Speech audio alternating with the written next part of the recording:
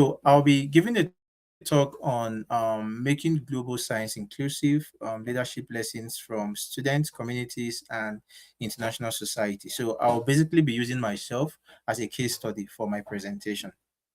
Yeah, and we all know that early career researchers from Global South have a lot of issues. Some of these issues include lack of funding, language barrier, lack of opportunities. So I thought it wise that in as much as we have all these issues, there are opportunities for us to also make some of these challenges beneficial to us. And that was why when I was in China for my master's degree, I saw these issues and I used them as an opportunity to make change. So I'll first of all talk about leadership lessons from student communities.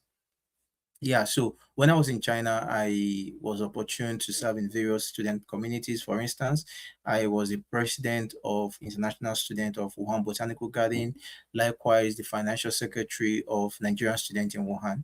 And in all these leadership roles, I ensure that I contributed positively in making change.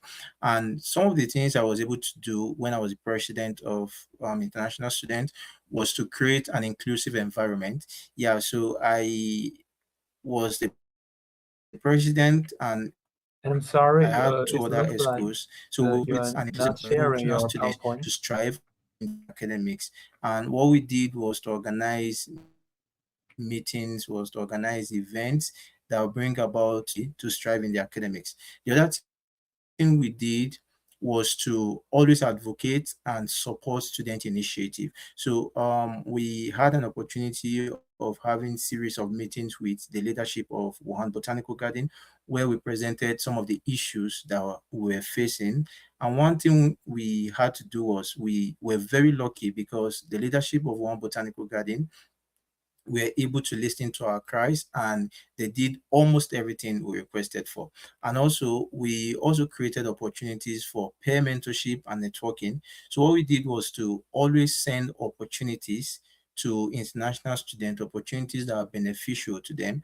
And some of these opportunities include attending summer schools, attending seminars, attending conferences, which were beneficial to them. So with all this, we're able to bring about change in the international student community in Wuhan Botanical Garden.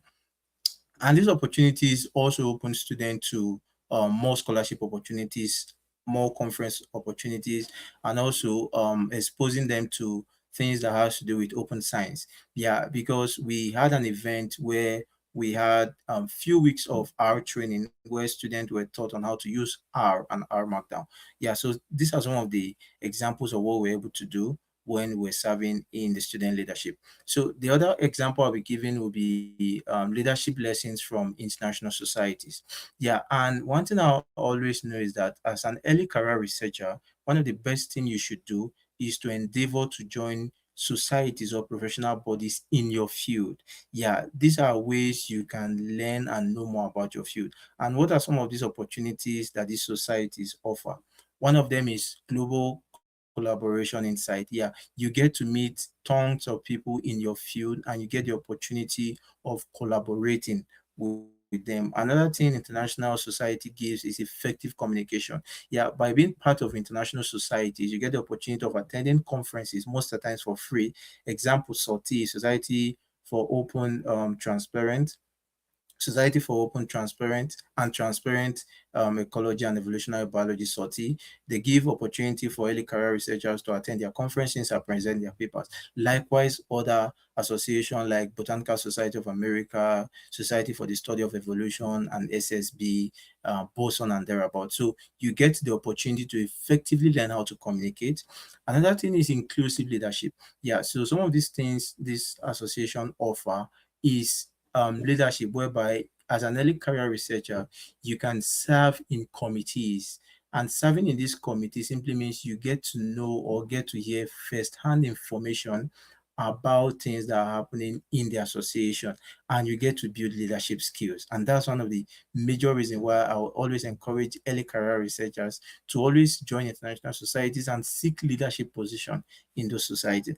Another thing you learn from them is you leverage on their digital platforms. Yeah. So you get to know more about their digital platform, you leverage on opportunities from their digital platform. And most of the time, some of these international societies, they do spotlight. So some of this spotlight is to highlight the impact of early career researchers in their various fields. And that's another opportunity where you get by joining international societies. All these are things I've been able to enjoy after joining few international societies. Yeah. And the other thing I'll talk about is the institution role. Yeah, because the institution where you are play a major role in all these things that you can do as an early career researcher. And one of the things an institution does is creating funding. Yeah, funding opportunities. For instance, my time at Wuhan Botanical Garden, I was able to attend many summer schools and workshop courtesy of funding from Wuhan Botanical Garden.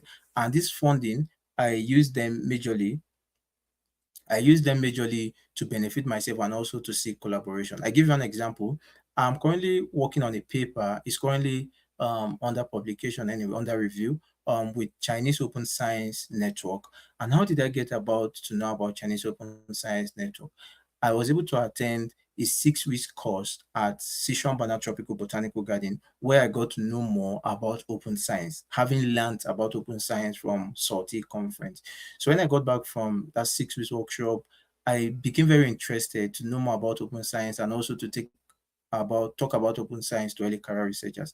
Then I reached out to few friends and they told me to reach out to Chinese Open Science Network. And that's how I got to know about Chinese Open Science Network, Professor Hu Chuan Pan, and my good friend that invited me for this conference. And we're having a paper collaborating between some researchers from Nigeria and China to write a paper about open science. And these are some of the things your institution play in your field. They provide funding for you to be able to attend seminars, conferences, workshop, and the rest. Another thing is competent faculty. Yeah. So it is the duty of the institution to provide or to have competent faculty that will understand the culture of these early career researchers. Yeah. One thing I've always told myself is the best thing that will ever happen to someone is to have a good supervisor. Yeah. Once you have a good supervisor in your graduate studies, you are good to go. And that's one of the role an institution have to play. Provide or have competent faculties that understand the culture of where these international students are coming from. Most of these students have not traveled away from their country and they'll be traveling for the first time. So you need to have faculty that are experienced to know how to deal with some of these international students. Another thing is opportunities and networking. Just have, like I highlighted during when I was talking about funding, institutions play a role by creating opportunities and networking for students. Yeah, and I can say that Wuhan Botanical Garden is leading in that regards. They usually get create opportunities or have conferences where international students and Chinese students as well get to present their paper and also invite speakers to speak at seminars. Yeah, so these are some of the roles institutions have to play in building collaboration and getting contributions from early career researchers. Yeah, so as we round up my talk, I want to use this slide to talk about call to action and conclusion. Yeah, so as an early career researcher, it is your duty to create an inclusive environment. An inclusive environment in the sense that create an environment where you can seek collaboration and get people to help you in what you're doing. Yeah, this is science. You can't do it alone. You need help from people. And that's why it is important for an early career researcher to create an inclusive environment where you are open to help, you are open to people to come, you accommodate people to help you in your research, and you also give advice to people in their research. Another thing is engaging in with global societies is very important. In any field you are, there are definitely societies in your field that are doing what you're doing. So what you need to do is just to identify some of these societies and just be involved in them. Get involved in global societies, just like the name applies, global societies, they take you global. Yeah. And another thing is mentoring and advocacy. Yeah. As an early career researcher, it is very important for you to seek a mentor in your field. Yeah. And what a mentor does is the mistake your mentor did, your mentor won't allow you to do that mistake. And that's the benefit of having a mentor. Yeah. So your mentor guides you on the paths they're falling so that you don't make the same mistake that they made. And that's why it's very important that you get mentorship and seek advocacy. And the last thing is driving institutional change. Just like I said earlier, I discovered the challenges of early career researcher. And when I got to Wuhan Botanical Garden, I sought opportunity where I can tackle some of these challenges. And how do you tackle some of these challenges? You tackle them by going into leadership position. You tackle them by creating awareness. You tackle them by creating advocacy campaign. You tackle them by making yourself inclusive for people to be able to come and help you. Yeah, and I strongly believe that this conference is targeted at early career researchers, and now we can open early career researchers to collaboration and the contribution early career researchers have done in their society, in their field. And this call to action is these are points that will help early career researchers in achieving that. And as I concluded that with my last slide, I want you guys to believe that, I want you guys to know that we all need each other. Yeah, no one is an island. You need another person for you to make progress. And that's why you must be open, you must be inclusive, and you must seek to contribute to anything you are doing in your field. Thank you so much for this opportunity. I strongly know that the network wasn't good, but I trust that you got something from my presentation. Thank you so much for giving me this opportunity to present this brief talk in this conference. And I wish you all a fruitful discussion as we continue. Thank you so much.